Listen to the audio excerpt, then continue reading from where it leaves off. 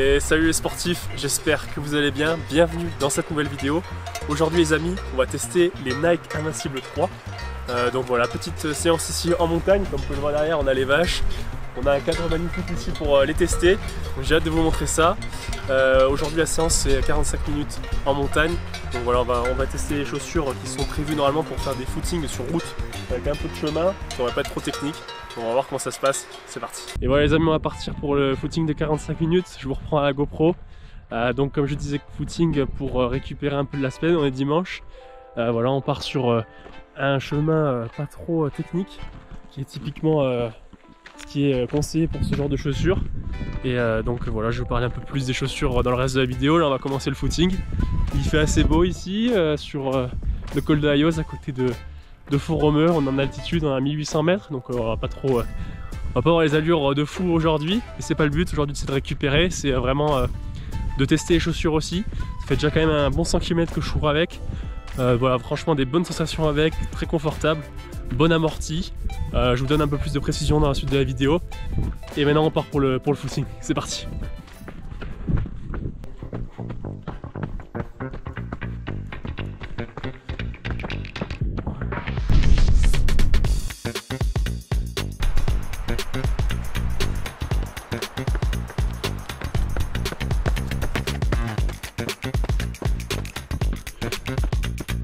Et nous voilà partis sur ce magnifique chemin dans la montagne. Donc au niveau statistique, ces chaussures, donc elles ont un drop de 9 mm, elles pèsent 310 grammes pour la taille 44 et elles sont vendues au prix de 190 €. Donc vous pouvez retrouver ces chaussures sur le site Top for Running en utilisant le code LANTV. Donc voilà les amis, on va continuer avec la séance, c'est parti. Ah, c'est quand même sympa la montagne. Ces paysages là, cette nature. Bon, on a un peu de vent maintenant, mais c'est toujours le kiff. Chaussures nickel. Bon, on a un peu au niveau du cardio pour un footing, mais connaissant les conditions dans les coordonnées, vu qu'on est en altitude, c'est pas déconnant, ça va. On se fait plaisir. Let's go. Donc là aujourd'hui les amis, on est sur le chemin entre le col de l'Ayoz et le col de Creux. Si je devais comparer ces chaussures à d'autres chaussures de footing que j'ai pu essayer, je dirais que c'est des bonnes chaussures de footing. J'ai pu essayer les Nimbus de chez ASICS, qui sont aussi très bien. Alors voilà, qui se valent un peu avec les Invincible 3. On va dire que les Invincible 3 sont un peu plus rigides que les Nimbus. On va dire au niveau de la sensation au niveau du pied. Je pense par contre que les Invincibles vont durer plus longtemps dans le temps que les Nimbus. Donc petit avantage pour ça. Au niveau du poids, je pense que ça se voit à peu près les deux. Autour des 300 grammes à peu près pour les deux chaussures. Et au niveau du prix, c'est à peu près la même chose aussi.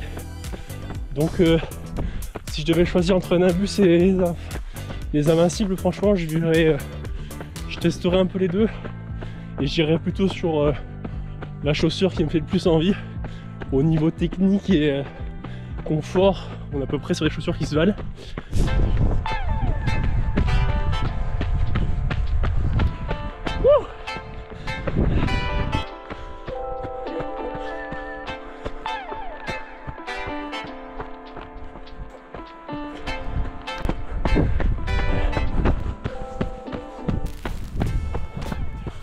Au niveau du grip de la chaussure les amis, on peut dire que Nike a fait un bon travail.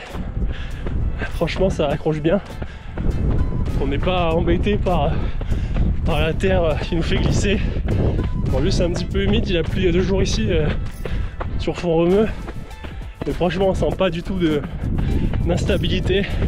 Alors instabilité certes à cause de l'amorti qui est énorme. C'est des paquebots. Mais pas d'instabilité due à la chaussée glissante. Donc c'est déjà un point vraiment positif. Maintenant petit cas d'utilisation. Donc imaginons que j'ai besoin que 2 paires de running. Donc une paire plus compétition et une paire entraînement. J'irai sur les compétitions chercher d'autres paires que la paire invincible comme vous l'aurez compris. J'aurais pu chercher une paire en fonction de la distance, la paire d'On Running ou la paire de Nike, les Vaporfly. Et voilà pour les footings et pour les tempos. Ensuite je me dirigerai peut-être, on va aller sur une paire d'invincibles.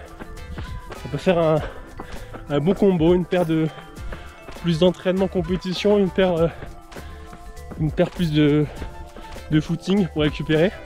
Par contre si je devais acheter qu'une seule paire de chaussures, j'irais pas acheter l'Invincible 3, j'irais plus sur des paires plus polyvalentes qui peuvent faire l'affaire à la fois sur des séances pistes ou sur des compétitions style 5 km ou 10 km.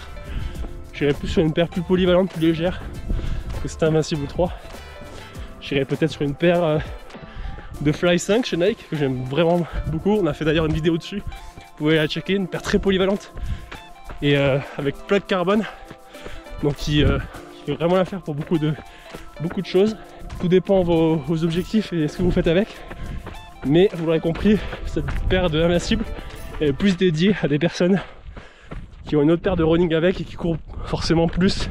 Fin de footing, 8 km, un peu plus de 8 km et 43 minutes. Voilà, donc des allures vraiment de récupération, comme je vous disais, avec ces chaussures c'est vraiment le but. Et on se retrouve maintenant pour le trou.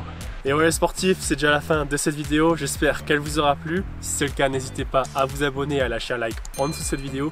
On se retrouve dans une prochaine, allez, ciao!